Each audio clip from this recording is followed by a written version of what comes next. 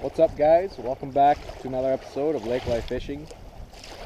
Right now I am sitting on Herding Island in Duluth, Minnesota. I'm just sitting on the beach, just overlooking out in the harbor. I was gonna do some salmon fishing a little bit earlier, and it's a little bit too windy out right now. You could probably hear that. The lakeside is pretty rough. I don't feel like going out and risking tipping over and falling in. But I thought I'd do a little review of my new kayak, the Pelican CATCH 110 pedal drive system, the HD2. And I was going to do a review on it in my garage, but I figured, you know, why not do a review out here in this beautiful area? Kind of really put the CATCH 110 in its natural habitat and show you guys. So I'll do a little quick review for you guys here. All right, let's get into the meat of it. Also, I apologize for the wind. We're gonna have to work with what we got though. So this right here is my Pelican CATCH 110 HD2. I'm up here doing a little bit of salmon fishing on the big lake, and then trying to just kind of see what it's like out here in the harbor, bay, kind of whatever you want to call it, river mouth. See what it's like out here. But this kayak, super nice. I've used it quite a bit while I've been up here. I've paddled in total about 8 or 9 miles on the big lake itself, and this kayak has held up wonderfully in big waves, calm water, wind. This thing has been amazing. One thing that's really nice about this kayak right here, it's actually got these Scotty mounts that come pre-installed with the boat. Comes with 4 of them on each side, and with those Scotty mounts you can add a lot of things like a transducer arm or a fish finder. Now this fish finder, I actually have a different Scotty mount that actually came with the arm, and I decided to mount that right here so I can easily access it by my sitting down when I'm sitting down. And then I've got 2 other Scotty mounts right there. And for fishing on the big lake, I can put 2 rods in each side going out, and I control, because this is a pedal drive system, so it is very easy to troll with 2 rods. It's got 2 compartments, or not compartments, but it's got 2 areas for storage with bungees. It's got this front area right here, and it's got this rear area in the back. Currently, right now, I have a little bag with a battery in it. All my fish finder, the transducer arm, and all the cable go in this bag when I'm done with it. I'm thinking about getting a milk crate and doing something with that and making it a little more sleeker so I can just put the milk crate in and have everything in the back here. It's got a nice rudder. This thing turns on a dime, I will say that. This pedal drive system as well, you can book it with this kayak without any lines down, and in quick bursts I can get up to 3 to 4 miles per hour in this kayak. And then going at a nice even pace, I can go at a nice even 2 miles per hour, which is okay for trolling for salmon out here. I'm not a big salmon fisherman. This is actually my first time out here, but from the research that I've done, 3 miles per hour in the springtime is what you really want to do. Another nice thing about this kayak, it's got these 2 areas right here. That's great for a tackle box on each side. And one nice thing, it's got this little grooved indentation. I've got a coffee cup right here because I drink coffee about it all day long. Puts it right there, keeps it nice and snug. Still have a spot for my tackle. Super nice. Another nice thing that I experienced this morning, I don't have footage of it, but as I was going out on the big lake, there were some big waves coming into shore. and I had to wait for the perfect opportunity to get out. And of course I used the paddle at that point and not the pedal drive. But the waves crashed right over the nose of this kayak and filled the whole hull up with water. Drained out right through this hole and the 2 scupper holes underneath the seat. Now the seat is a whole nother deal. Super nice seat. Really, really comfortable. It's got a little net back here, mesh net with 2 straps. You can put a tackle box there in the back. I've currently got a rain jacket, a hat, and some gloves in there because it's a bit cold out. So I always got layers that I can throw on. It's also got these 3 little elastic loops, which are great for putting pliers in. This isn't a standard pliers that you would really use for fishing, but it's the only one I could find before I came on this trip. This kayak has 3 built-in rod holders. It's got 2 in the back, which point the rods backwards, which is really nice. It's also got a front-facing,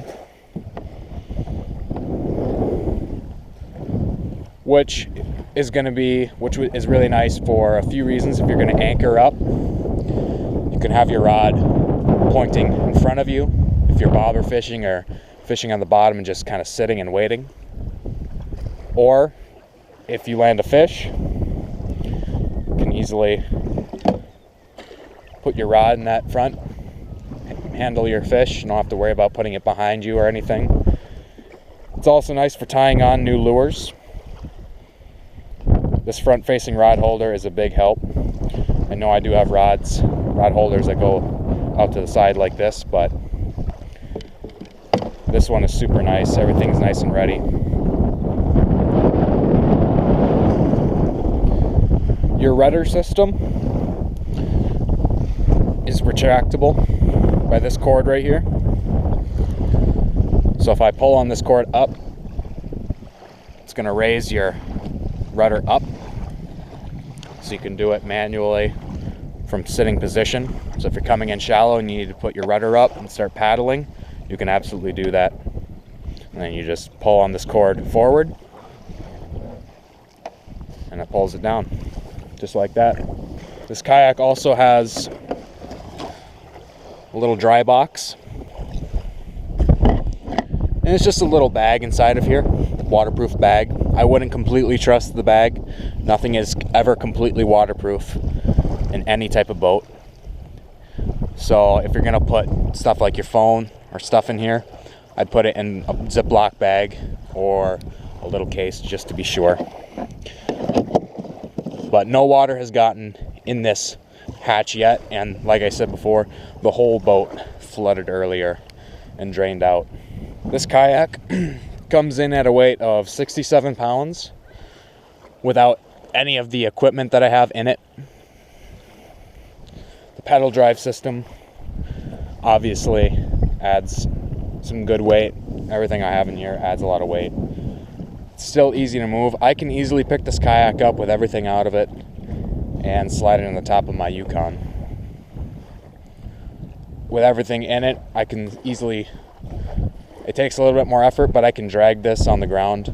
And actually what I have now is a cart that goes underneath the back, and I can ratchet strap it so it's tight, so it's basically like a trailer at that point, and I can easily roll it. Another good thing that I've actually am using out here is the seat comes out. And you're going to see where I have had it sitting. Put it on the ground, and now you got a nice place to sit and look out at the scenery if you find a nice little place to relax. Underneath the seat is where I store my net and planer board. A lot of space underneath the seat. There's that scupper hole I was talking about.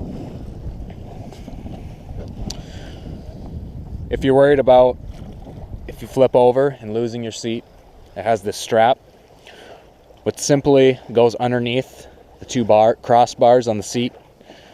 I'm going to pull it forward, and it's got this little snap right here. Just pull that through and make it nice and tight. It's not going to go anywhere. Your pedal drive system, if you're worried about if you flip over, it does have two locks. So when you put it in, it just slides right in. And then you just push these two locks in front and that holds it in. However, I would recommend, a lot of people I've seen will take a little piece of rope, tie it around a point of the paddle, and then they'll just tie it off to one of these eyelets or a different spot, just to make sure that it doesn't go anywhere if you were to tip over. It's good to have everything secured, because you never know. This kayak is extremely stable. I was taking it out in some pretty rough conditions, and I did not feel like I was about to tip over once. Very, very stable. So we've got a paddle holder right here. It's not the highest quality paddle holder. It's definitely got a lot of play in it, not super tight. What I've been doing though is I don't like to have the paddle fully extended like this when I'm using the pedal drive. So it's pretty easy for me to just simply take the paddle, break it into two, and then put it with the paddle side facing the back. And it's pretty small, it doesn't take up a lot of space. And since you have two bars in there, it makes this a lot tighter and it's not gonna go anywhere. And it's just as simple just to take those two pieces out, put them together, instead of having a full extended paddle. But if that's what you wanna do, that's what you wanna do. You know, that's the great thing about kayaks, is you can make them however you want to fit your style of fishing. It's got two carry handles in the back. It's got one carry handle in the front, and it's got one carry handle on the right side of the boat. On the left side of the boat does not have a carry handle, because that is where your rudder control is. And that's controlled by two cables. When you buy your kayak, you do have to set up your cables, which is very simple. Didn't take me long to do it at all. And when you're done using your rudder, it's got this little rubber piece the rudder fits right into, and a strap goes over top, holds it in place. It's not going to go anywhere. Super stable kayak. One thing you can do with this as well, and I've tried this on a calmer body of water, is if you unhook your seat, if you don't have too much stuff in the back, the seat sits right here in these four grooves. What you can do is you can unhook your seat, you can put it back, and it's got kind of ribbed area right here, and you can stand on that, so you have more deck space if you're looking more to stand, and then use your paddle, kind of like a paddle board for bass fishing or whatever you want to do. It's a pretty handy thing. A lot of small details in this boat that are super nice and super handy. This is another little thing that it has. It's got this little groove right here. This is a lock for your rudder line, I believe. At least that's what I've been using it for. And I believe that's just to make sure your rudder doesn't move around when you have it in the down position. Now, if water's ever going to get inside of your kayak, it has a drain plug right here. You can pull this out, you can access the inside. Basically, if you were to take this dry bag out of this hatch, that's the inside of the kayak. The only place that water can really enter is through your rod holders, that hatch, and that plug. Basically, anything that's screwed in is where water can access the inside of the boat. So if you were to flip it and if there was pressure on top of the boat and water was to push on these, there's a possibility water could get inside, so you can't always drain it out. Now, as for paddling the kayak versus using the pedal drive, if you were to look at the Catch 100, This is the same layout, same design, just without your hole for your pedal drive system.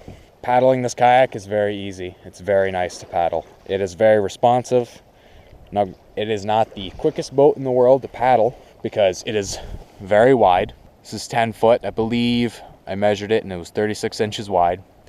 It's not the narrowest kayak. So if you're looking for speed and going really, really long distances really fast, this is probably not the boat for you. But if you're looking just kind of cruise at a good even speed and get where you're going in comfort, this is the boat for you. And there you guys have it.